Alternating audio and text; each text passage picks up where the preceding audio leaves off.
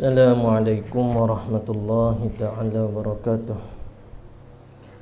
Ila hadratin Nabi Muhammadin sallallahu alaihi wasallam wa kafatil anbiya'i wal mursalin wal malaikatil muqarrabin wa ila a'immatil mujtahidin la siyama imamuna syafi'in wa khususan ila Syekh Arsyad al-Banjari wa ila kulli masyaikhina wa kulli masyaikh wa ila jami'il muslimina wal muslimat syai'ul lillahi lana wa lahumul fatihah.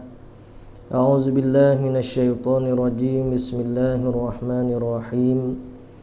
Alhamdulillahi rabbil alamin arrahmanir rahim maliki yaumiddin. Iyyaka na'budu wa iyyaka nasta'in ihdinas siratal mustaqim Siratal ladzina an'amta 'alaihim ghairil maghdubi 'alaihim waladdallin. Amin. Bismillahirrahmanirrahim. Alhamdulillahirabbil alamin. Wassalatu wassalamu ala rasulina sayyidina Muhammad wa ala alihi wa sahbihi ajmain. Rabbi shrah li sadri wa yassir li amri wahlul 'uqdatam min lisani yafqahu qawli. Allahumma aftah alaina hikmatak wa anshur alaina min khazaini rahmatika ya arhamar rahimin. Wa la hawla wa la quwwata illa billahil aliyyil azim. Wa la hawla wa la quwwata illa billahil aliyyil azim. Wa la hawla wa la quwwata illa billahil aliyyil azim. Wa sallallahu ala sayyidina Muhammad wa ala alihi wa sahbihi wa baraka wa sallam walhamdulillah rabbil alamin. InsyaAllah kita sambung pengajian pada muka surat 23 pada baris yang ke-12 daripada atas. Qala al-musannifu rahimahullahu ta'ala wa nafa'ana bi'ulumihi fid darain. Faslun, pada menyatakan segala syarat mengikut imamnya. Jadi semalam kita dah kemarin tu kita dah masuk dah pada benda yang berkaitan dengan jemaah. Kelebihan solat berjemaah dan tuntutan bagi solat berjemaah, hukum solat berjemaah. Cuma di sini dia tak sebut secara detail lah. Dia dah sebut dah benda-benda yang penting yang mana berkaitan dengan jemaah. Dan ada dah sebut jemaah, solat jemaah mana yang terlebih kita kena utamakan, iaitu subuh, kemudian isyak, kemudian asar. Dan asar itulah yang dipanggilkan dengan solatul wusta. Baik, faslun, pada menyatakan segala syarat mengikut imam, yang kita panggil apa? Syarat qudwah. Kalau tak cukup syarat ni maka tidak sah kita ikut imam. Yang pada i'tiqad makmum batal sembahyang, bermula tiada sah mengikut imam yang pada i'tiqad makmum batal sembahyang imamnya. Batal tadi tu dengan hadas atau barang sebagainya, lain daripada hadas. Jadi ni kita letak syarat pertama. Syarat pertama untuk kita ikut imam, jangan i'tiqad, yakni alhamdulillah, jangan kita pegang ke kata imam kita tu solat dia tu tidak sah. Kalau kita pegang kata solat imam tu tidak sah, maka tak boleh kita ikut. Seperti mana? Seperti contohnya, imam sebelum daripada solat dia ada setuh isteri dia dengan tidak berlapik. Maka pada waktu tu dalam mazhab kita imam yang seorang bila menyetuhi seorang yang halal nikah, orang yang ajnabi, maka pada waktu tu membatalkan solat, membatalkan wuduk dia. Sama ada orang panggil ada rangsangnya ko, tak ada rangsangnya ko, ada naik syahwat ke tak, semata-mata setuh tu membatalkan wuduk. Maka pada waktu tu bila kita ingat kata lihat pada imam tadi tu, pada orang panggil mazhab kita, i'tikad ni pada mazhab kita lah, Syafi'i. Walaupun imam tu pada mazhab yang lain, maka tidak sah untuk kita buat dia jadi imam. Kalau buat juga tak sah. Dan tiada harus mengikut dua orang yang bersalahan ijtihadnya pada menentukan kiblah, atau dua bejana, atau pada dua helai kain.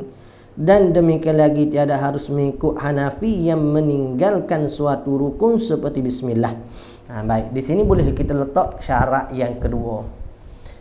Kalau kita ada dah belajar kitab pedoman solat berjemaah tu, kita rasa tak ada tulis ni, hak benda-benda ni. Jadi boleh tambah bagi kita. Huraya dari kitab ni ada kelainan sedikit daripada syarat kedua yang ditulis dalam kitab pedoman solat jemaah. Baik. Syarat keduanya, tiada harus mengikut dua orang yang bersalahan ijtihad. Ijtihad ni maksud katanya bersungguh di atas mencari dalil. Tu panggil ijtihad, bersungguh di atas mencari dalil juga, ia panggil ijtihad. Bersalah pada ijtihad yang mana? Pada menentukan kiblat. Kita duduk pada tempat-tempat yang berasingan. Kita duduk pada tempat yang tidak diketahui ke arah kiblat. Bila tidak diketahui ke arah kiblat, maka kita saat ni kena ijtihad. Bila kita ijtihad tadi, bila kita ijtihad arah sini, sedangkan sahabat kita ijtihad arah lain, maka kita nak beriman dengan orang yang berlainan ijtihad dengan ijtihad kita, boleh ke tak? Jawab katanya tak boleh. Kenapa? Kerana pada sengketa kita, solat dia saat ni tu tidak sah. Bila tidak sah, maka kita nak ikut ijtihad dia, nak ikut solat dia tak boleh. Baik. Bersalahan pada ijtihad, ijtihad pada menentukan kiblah, ataupun pada dua bejana. Dua bejana ni maksudnya macam mana? Ada satu bejana yang mana dihukumkan dengan mutanajis ataupun hak mustakmal. Bejana yang mana air dia bekas yang mana dalam air dia saat ni tu dihukumkan dengan tidak mutlak, tak boleh nak buat sebagai wuduk. Ada dua bekas, tapi kita tak tahu hak mana satu. Tak tahu. Maka sahabat kita ni dia berijtihad kata bejana ni lah yang mana air mutlak. Kita ijtihad kata bejana B air mutlak. Maka kita bersalah ijtihad kita dengan ijtihad dia. Maka pada waktu tu dia tak boleh ikut kita, kita tak boleh ikut dia. Kenapa? Kerana bila bekas B yang kita berpegang kata yang mutlak, maka kita berpegang kata bekas A itu tidak sah untuk dibuat wuduk.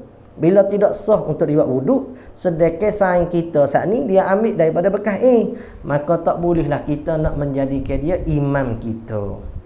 Sebab kita berkeyakinan kata dengan ijtihad kita tu wuduk dia tidak sah. Boleh. Tapi kedua-dua wuduk tu sah belaka, sebab berdasarkan dengan ijtihad masing-masing. Supaya arah kiblat lah. Kita pun betul sebab ijtihad kita, dia pun betul. Tetapi di antara dua orang yang bersalah ijtihad ni nak ikut sama-sama dia, tak boleh. Atau pada dua helai kain. Dua helai kain ni maksudnya pada masalah yang diragui, hak mana satukah yang najis. Katakanlah ada dua helai kain, cap mago kedua-dua kita kata. Maka pada waktu tu kita kata kain A ni hak suci, kain B ni hak tak suci.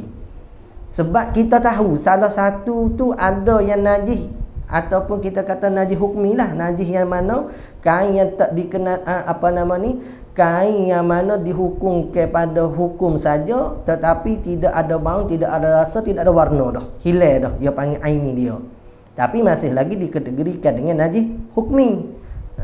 Jadi tak boleh guna. Tapi kita tak tahu yang mana satu. Jadi kita ijtihad kata kain B ni hak bersih, kain A ni tak bersih.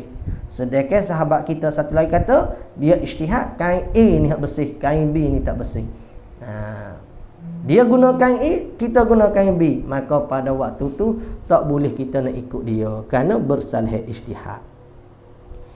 Kalau dia ambil kain lain tak ada masalah. Tapi masih lagi digunakan kain hak kita ijtihad kata tak suci. Tiba-tiba saing kita ijtihad suci, dia guna kain tu. Kita tak boleh ikut dia. Dan demikian lagi, bila dalam kitab ni dia mari ibarat demikian lagi ni isyarat ada khilaf lah, kebiasaannya begitu. Dan demikian lagi syarat yang ketiga, tiada harus mengikut Hanafi yang meninggalkan suatu rukun seperti bismillah. Kita Syafi'i bismillah tu daripada Al-Fatihah. Dia Hanafi tak baca bismillah. Tapi pada solat dia sah, kita tidak sah. Kita nak ikut dia, tak boleh. Ni ada khilaf dah di sini. Seeloknya sebab itulah orang panggil bersalah pada mazhab sakning tu nak solat kurang molek, makruh. Kita mazhab lain, dia mazhab lain, kurang molek. Kenapa? Ni kerana berlaku khilaf ulama pada sah dengan tidak sah. Boleh ni. Atau bersentuh ia dengan isterinya. Supaya saat ni lah. Dia sentuh dengan isteri tak batal, kita batal. Dia semaya. Boleh ikut ke tak? Dan demikian lagi, jawabnya tak boleh lah dalam pendapat hak ni. Dan demikian lagi, ni isyarat khilaf belakang ni. Bila kata demikian lagi kita jumpa pada kitab, tu ada isyarat pada khilaf. Sebab tu orang-orang bila belajar kitab dia faham dah. Bila belajar dia faham dah ibarat-ibarat ni, orang panggil ibarat. Cara tuturan cakapan dalam kitab tu kita kena belajar. Baru kita boleh memahami maksud. Bukan main-main. Dan demikian lagi tiada harus, berapa? Syarat keempat. Daripada syarat keduanya, tiada harus mengikut imam yang wajib mengqadakan sembahyangnya dengan tayammum. Tu imam kalau kata dia wajib qada sembahyang dia, tak boleh kita ikut. Dia panggil solat yang tidak solat yang tidak terkaya daripada diqada. Tu bahasa dia. Maksud katanya solat hak kena qada. Dia ada jenis-jenis juga. Di antara solat hak jenis kena qada ni, walaupun kita tayammum dah, ialah solat dengan menggunakan tayammum pada tempat yang kebiasaannya ada air. Tiba-tiba tak ada air, maka kita guna dengan tayammum. Maka pada tu solat kita tu wajib diqada. Dan demikian lagi tiada harus mengikut imam yang wajib mengqadakan sembahyang dengan tayammum. Dia guna tayammum, semaya dia kena qada. Boleh ke tak kita ikut? Tak boleh. Kerana sejuk atau tiada diboleh akan air tak ada, ataupun kerana sejuk. Jadi dalam agama kita, kalau sangat-sangat sejuk, maka tak perlu kita nak guna air. Kalau sangat sejuk, seperti berlaku satu peristiwa yang mana di dalam peperangan tadi, ada seorang sahabat yang mana dia saat itu dok cedera paruh. Tiba-tiba pada malam tu dia berjunuk. Mimpi keluar air mani, berjunuk. Maka dia tanya orang lain lagu mana hukum. Maka adalah seorang menghukumkan kata wajib kena mandi juga. Sedangkan dia cedera paruh, lepas tu sejuk pula. Maka bila dia mandi junuk saat ni kerana nak mengangkat ke hadas besar, meninggal dia. Bila siapa berita ni pada Rasulullah SAW, Nabi marah. Inilah masalah menghukum dengan keadaan tak reti. Ni berlaku di zaman kita. Kena step back. Berlaku di zaman kita ni, kita tak tahu tapi kita nak menghukum. Apa? Bukan kena kau lain juga tu. Saya pun mungkin juga kita suruh kita reti. Bukan orang lain, kita sendiri pun sama lah. Jadi maksud katanya berkaitan benda-benda begini, kalau kita tak berapa nak cerak, jangan. Sebab itulah kita sebut sokmo, kalau seseorang tu tak menjalani pada cara pengajian agama, jangan duduk masuk campur hukum berkaitan dengan agama. Kecuali kalau barang tu barang hok makruh sangat dah, haram zina, wajib semaya tu tak apalah. Adapun benda hok orang panggil benda hok halus-halus di dalam perbahasan agama, jangan kita ambil masuk campur juga. Kalau nak ambil masuk campur juga, kita masuk dalam bidang tu dahulu. Masuk dalam bidang tu maksudnya kita belajar dulu. Biar kita tahu dulu, benda ni ada khilaf ke tak ada khilaf ke. Jadi maksudnya kalau semua orang nak masuk campur dalam hukum agama, dalam menghukum kepada masalah agama, rosaklah agama kita nya. Nampak ni?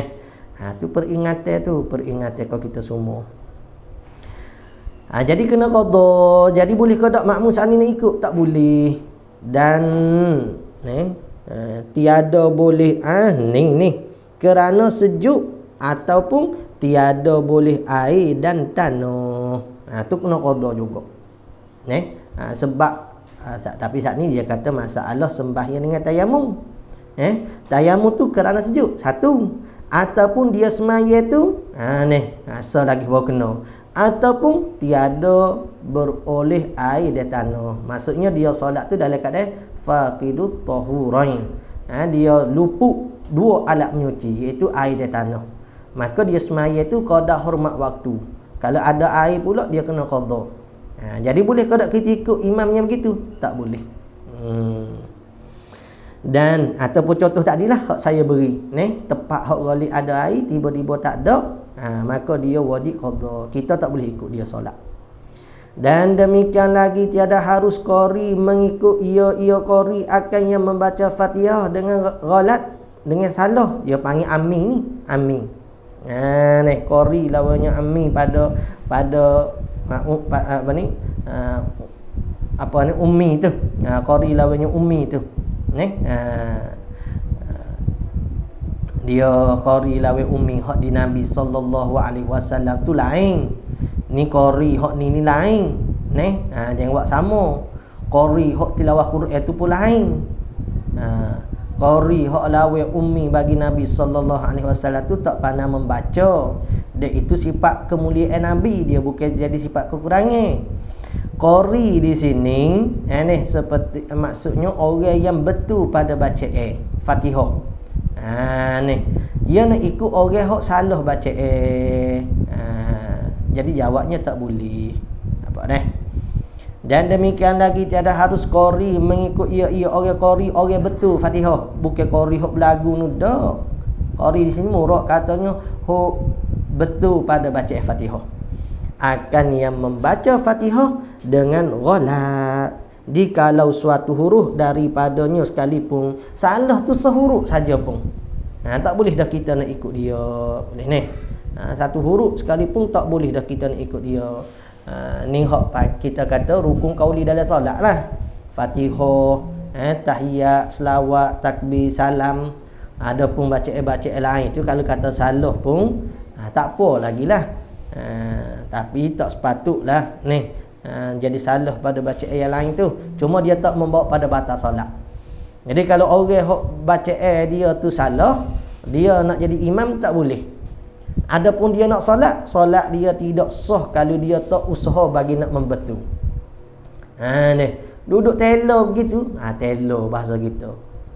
Bismillahirrahmanirrahim, ataupun tu kasih dengan dha dengan ta, walaq ta, ikutlah mana-mana hok mengubah huruf-huruf al-Quran hok baca rukun qauli tu, maka batal solat dia kalau dia tak usaha belajar baiki.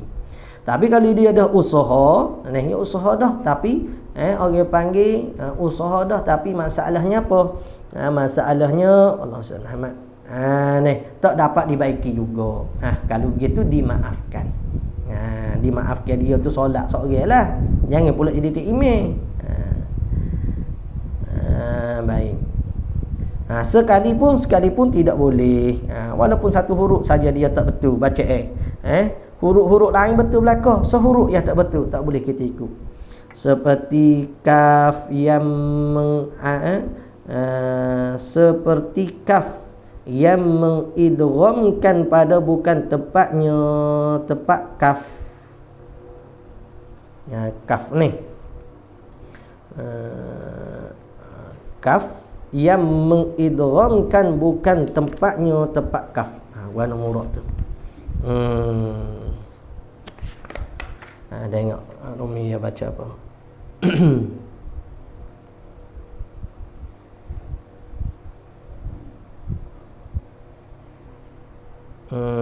Seperti kaf gitu juga.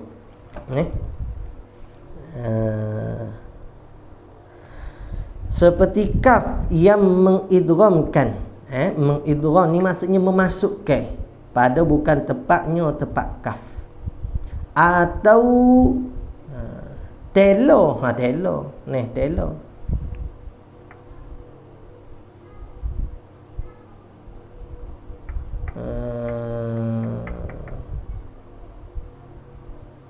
Atau telo, iaitu apa telo? Menukarkan huruf dengan suatu huruf. Ia ditukar sehuruf tu dengan huruf yang lain. Seperti ni lah. Ni singko ditukar dengan singko, roko ditukar dengan ring. Maka jika didapat lagi padanya belajar, tiada ia mau belajar, maka tiada sah sembah iaitu. Supaya kita ayat saat ni. Kalau kata dia tu mampu belajar, dia tak nak pergi belajar, nak betul. Waktu tu semaya dia pun tak sah. Bukan kata tak boleh jadi imam, semaya pun tak sah. Sebab apa dia panggil taksir kecuali dia. Kalau kata dia ni baru masuk Islam, tak boleh baca koho-koho walaupun telah sikit, tak apalah. Sebab dah bila masuk waktu kena buat sekadar mampu lah. Tapi masa-masa kedatang perbaiki. Tetapi harus mengikut imam sebagainya. Sebagainya maksudnya sejenis dia. Sebagai ini sejenis dia. Seperti gagap. Atau telo. Jadi ala zahir tak dinampak gagap. Ada jatuh kaf tu. Baru kena sikit. Tadi kaf tadi, ini gagap. Ala zahirnya begitulah. Gagap. Bila gagap sana ia idgham mungkin tidak pada tepat idgham. Sini nampak je pula dia kata, harus mengikut imam sebagainya seperti gagap. Tu imam sama-sama gagap. Tak apa. Tu imam makmum gagap kedua. Boleh. Atau telo dengan telo. Orang hok baca huruf dia tu salah gitu kan, huruf lain sama-sama dia. Tak apa. Nak ikut sama-sama dia. Dan demikian lagi ada harus, maksudnya sama tahap lah tu. Sama tahap. Cuma ada setengah bahas kalau di hak ni telo sebutin huruf ni. Seorang lagi telo pada sebutin huruf lain. Ada kata tak boleh juga. Dia nak sama jenis. Orang panggil telo tu huruf tulo. Huruf yang sama. Ada kata pohon ni umum lah telo. Hak ni telo, hak ni pun telo. Agak luar boleh faham dak telo tu. Mungkin telo bahasa Mak Saleh ni dak. Telo bahasa kita. Tak betul pada sebutin huruf gitu kan huruf lain. Dan demikian lagi tiada harus mengikut perempuan, dan demikian lagi maksudnya hak jatuh nak ikut perempuan tak boleh. Dia orang panggil martabat terendah. Dan demikian lagi tiada sah sembahyang jika seorang berimamkan seorang kemudian maka nyata dalam sembahyang atau kemudiannya tiada harus ia berimamkan. Katakanlah asalnya dalam sembahyang kita ikut dia, tiba-tiba lepas pada semaya ataupun tengah-tengah semaya nyata kata tidak sah kita ikut dia. Seperti macam mana? Seperti adalah ia kafir. Kau masuk Islam pun lagi. Kita ingat kau dia orang Islam. Atau gila lah. Dia ni si ini, dia ni gila. Jadi tak sah untuk ikut orang gila. Atau nyata dia perempuan. Ingat kau orang jatuh. Rupa-rupanya orang tino. Atau kamu ia iman ni biasa berlaku ni. Kafir bila perempuan ni jangan berlaku. Biasa golek nak berlakunya bila kata tak sedar kata kita tak sedar kata dia tu makmur ke ni berlaku. Ni tak sedar kata itu makmur ke. Kita mari lewat ikut orang sah depan. Rupanya orang sah di hadapan kita ni katalah kita sah 3. Sah kedua ni masih lagi ikut orang hok ada di sah tamu. Rupanya orang di sah kedua ni pun lewat juga mari. Kita ingat kata dia tu ngaduk semaya seorang diri. Ni. Tu tak sah tu. Maka wajib ia mulai sembahyang itu.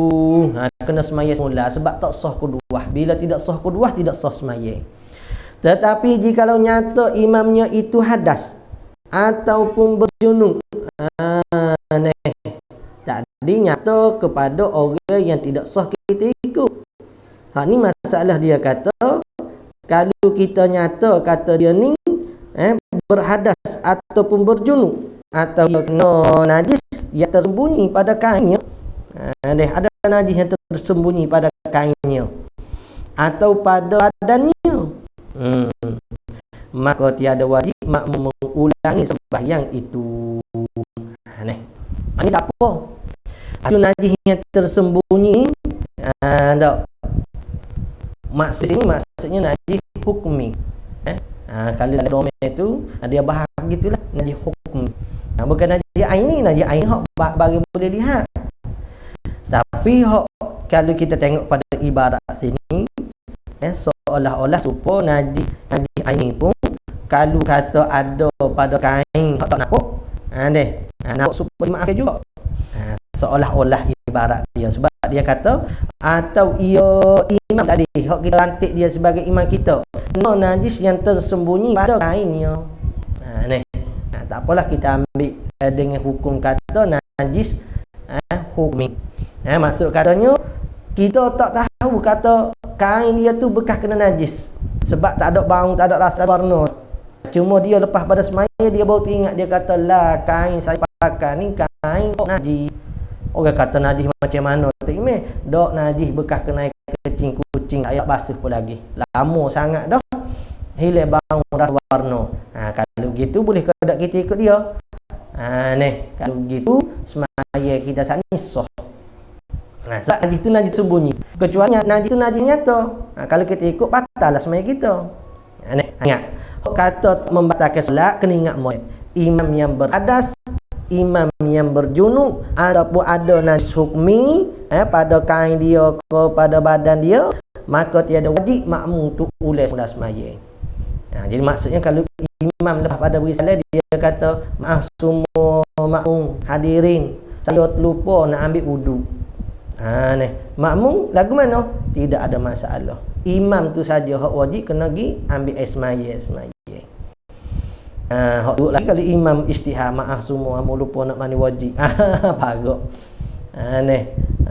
Imam tak istihar rasa bersalah, istihar malu. Siapa suruh istihar? Sebab apa? Sebab kalau kita berjunub ada besar sekalipun dia tak menjejaskan makmum. Apa? Solat kita je hak tak sahnya kena mandi wajib, dia kena sembahyang semula. Kalau kita berhadas, kita berjunub ataupun ada najis hukmi pada kita, tak perlu diqada balik. Kecuali di tapak kaki kita tu ada tahi kicuk, tak berasa. Makmum dia ikut juga kita belakang. Pas semaya dia pun tak imam ada tahi kicuk belakang tak imam. Lagu mana? Kena qada semula lah. Sebab apa? Sebab tu najis aini. Sepatutnya makmum tu mufarakah dengan imam, dia gida ikut juga. Adapun jikalau najis itu ada pada zahir kainnya jelah. Dia najis tu najis aini, maka wajib ia makmum mengulangi sembahyang itu. Kalau gitu wajib ulang semula lah. Apa? Lah sebab tak sah untuk diikut. Jadi kita kena tahu hak tempat mana hak sah kita ikut imam dan tempat dia kelakuan mana hak kata kita ni tidak sah untuk mengikut imam. Habis itu dah. Kita bertawar sikit ain dah. Lepas tu insya-Allah kita sambung pada esok pula pada kata faslun. InsyaAllah baca situ esok. Sampailah kepada bab baru insyaAllah, bab kaifiyatis solat musafir. Apa nama ni, esok Selasa, Rabu boleh baca berkaitan dengan solat musafir. InsyaAllah lah, itu cadang-cadangnya. Wallahu a'lam. Sallallahu rabbuna ala nuril mubin Ahmadal Mustafa Sayyidil mursalin. Sallallahu rabbuna ala nuril mubin Ahmadal Mustafa Sayyidil mursalin wa ala alihi wa sahbihi ajma'in wa ala alihi wa sahbihi ajma'in. A'udzubillahi minasyaitonir rajim. Bismillah wassalatu wassalamu ala rasulina sayyidina Muhammad wa ala alihi wa sahbihi ajma'in. Allahumma anfa'na bima 'allamtana rabbana zidna ilma wa faqihna fid din wa 'ala ta'widna min ibadika mukhlisin ja'alna min ulika salihin. Rabbana atina fid dunya hasanah wa fil akhirati hasanah wa qina adzabannar. Wa sallallahu ala sayyidina Muhammad wa ala alihi wa sahbihi wa baraka wa sallam walhamdulillahi rabbil alamin. Taqabbalallahu minna.